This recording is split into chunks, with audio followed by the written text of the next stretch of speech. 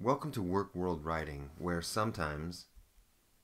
You must unlearn what you have learned. Alright, today we're going to go back to Steve Piha's website, ttms.org, Teaching That Makes Sense, and he's got a great writing strategy on here called a CPA chart.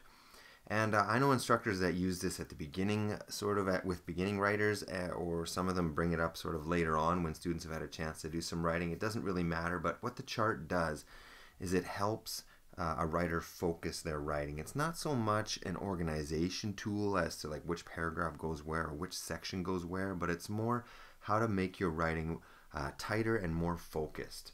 And so I'm going to pick one of my topics. I had a video about topic T-charts, and so I'll pick one of the topics on my chart, which is something unusual about me, celiac disease. So here we go. The first thing on the chart is the main idea, the one most important thing you want your audience to know. And so my big idea here is that celiac is an autoimmune disease, not an allergy.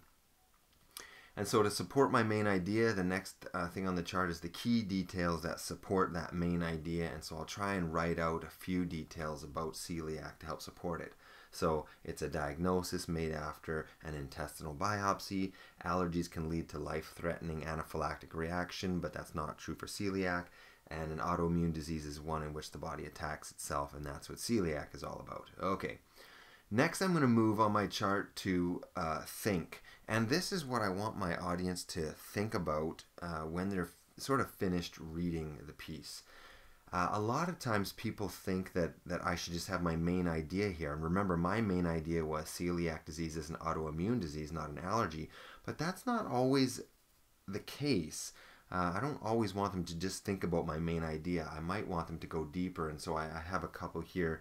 Maybe I want people to understand that there's a difference between celiac, someone with an allergy to gluten, or even a gluten sensitivity, that there's a difference between all three of those. Or maybe some people eat gluten-free as a dietary choice, and it's not necessarily an actual disease.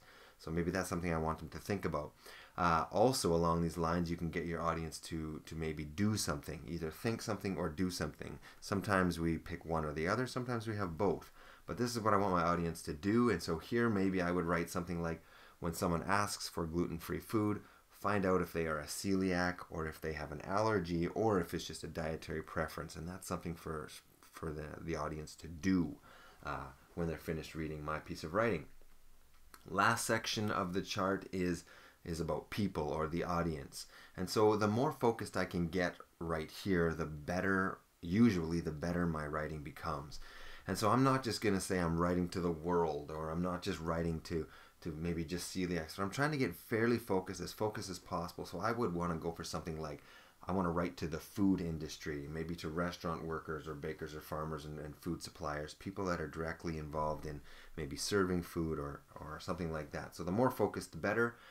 And then when I'm thinking about those people, I want to finish off by trying to figure out what questions they might ask about this topic. And so I'll write down some questions that they might have and try and work that into my writing as well.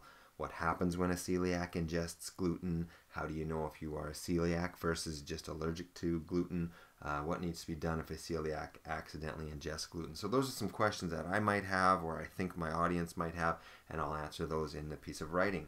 So that's the chart. It helps to focus your writing, and yeah, it's just a great strategy. More to come. Thanks for listening.